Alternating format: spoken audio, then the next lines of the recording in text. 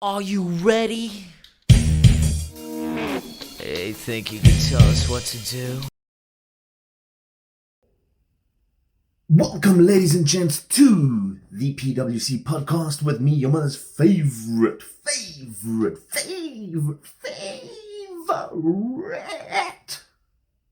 that's a bit too much. Favorite podcast of ours. And of course, it is time for the Rumour Mill. One day we'll have our own sound effects crew, but for now, I'm going to do them. So, cool.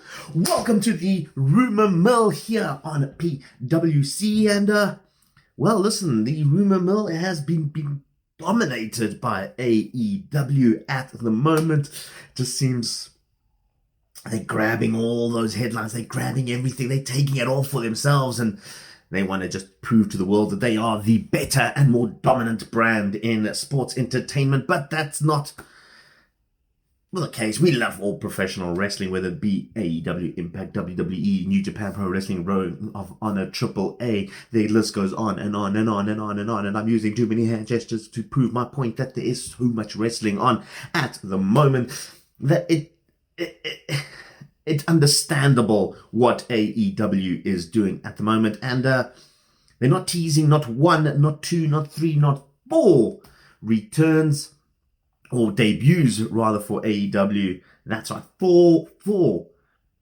former WWE champions and are being teased for AEW. And of course, the big one that we got from Dynamite or Fight of the Fallen with their stupid names, and yes, I will go on and on about that. It annoys me.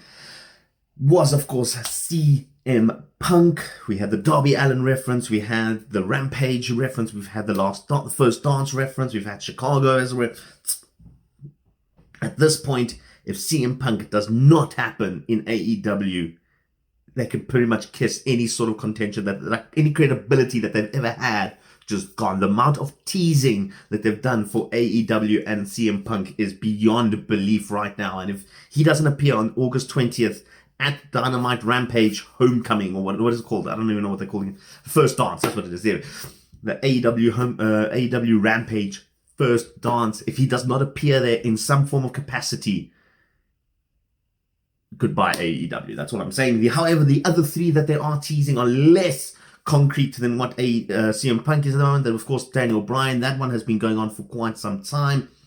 And then recently, we're going to divulge into these two a little bit more. I'm going to talk about Daniel Bryan a little bit as well, but later. But first one, the big one that's coming out is apparently Kurt Angle has been offered a contract by Tony Khan for AEW.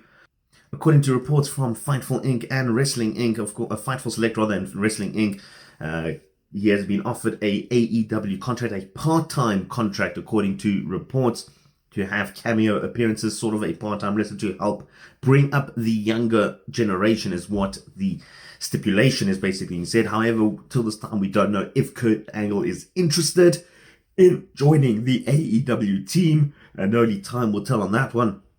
The other big one is breaking news that Brock Lesnar has allegedly signed a massive contract.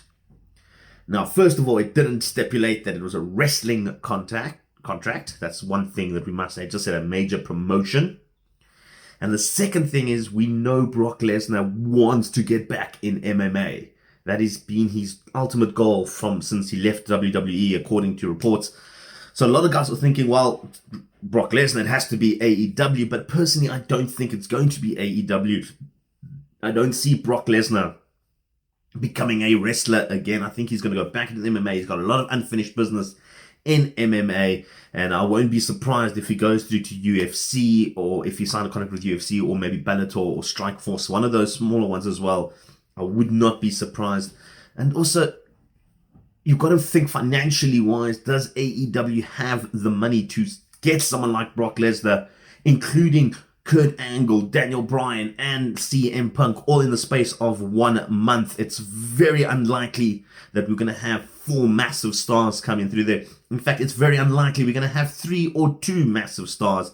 I won't be surprised if CM Punk is the only one who's going to sign for AEW. I think Kurt Angle is happy doing his podcast. He's getting time to spend with his family.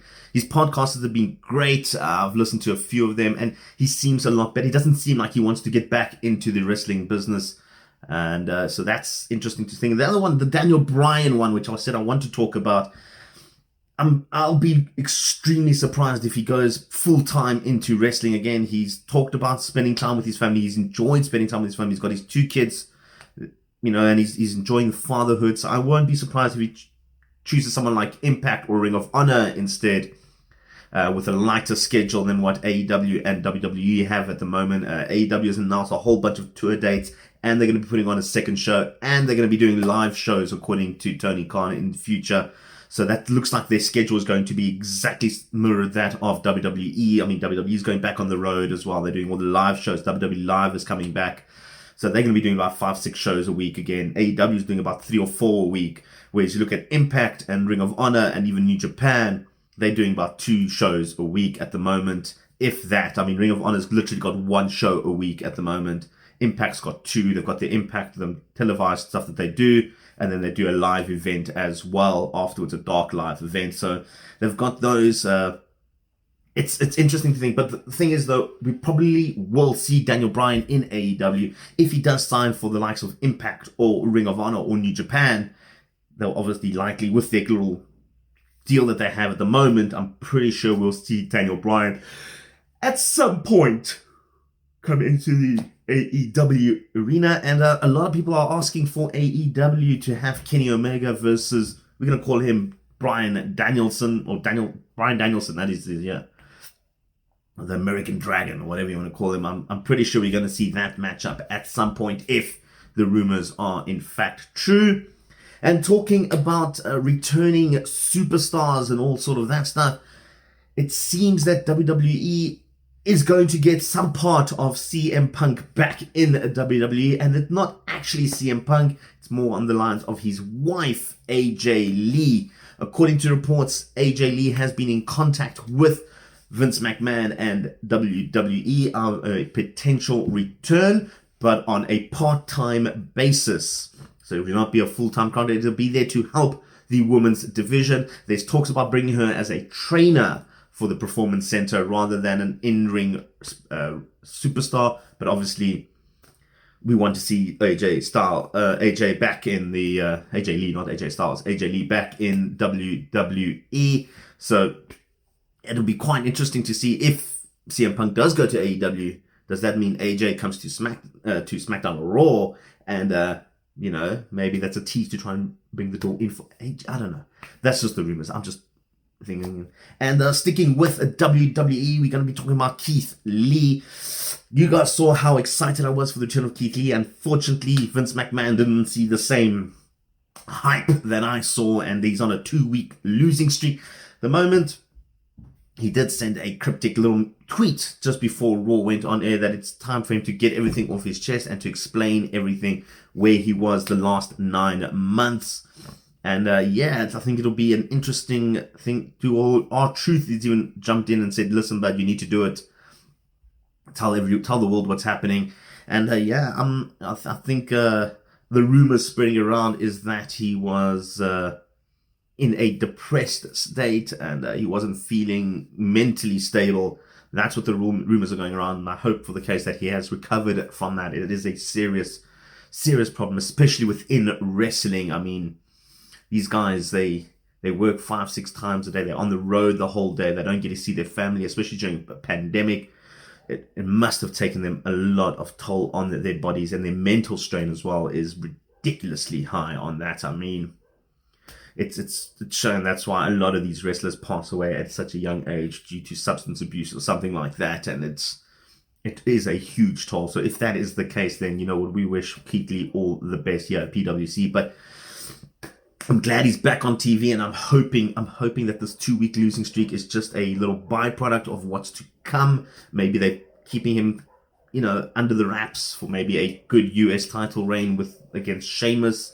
Maybe once Sheamus deals with Damian Priest, or maybe even Damian Priest, Keith Lee, we could have that match. Although face doesn't really always work in wrestling. Heel works better than face, I guess. I don't know. It's a weird dynamic to work that out. But yeah, that's all the stories we have from WWE, we do have one more obscure, let's call it obscure rumor going around. It doesn't really have to do with WWE or wrestling as a whole, but it does have to do with a little bit of wrestling in the sense that it's a documentary that is rumored to be starting, and that is a documentary of the life of Vince McMahon. So according to some websites that I've looked up on some blogs, there is a script making the rounds of Hollywood that there's going to be a biopic depicting the life of Vince McMahon and how he started off as an announcer in his dad's company and made his way up into CEO of WWE. Apparently, it will focus heavy on the Attitude Era of how Vince McMahon basically single-handedly, I'm going to put it like that, defeated WCW and dominated the wrestling world. And if, listen, I would watch that. I think it would be a fantastic watch to see the thing, if done correctly, of course, and if they get the proper insight from Vince McMahon. I'd love to see a film that is centered around the mind of Vincent Kennedy McMahon. I think that might be quite entertaining to see. And if they can get some of the wrestlers or some of the back guys from that era, from the 90s and the 80s, you know, him coming up and then going to the 2000s and get actual guys that worked with him side by side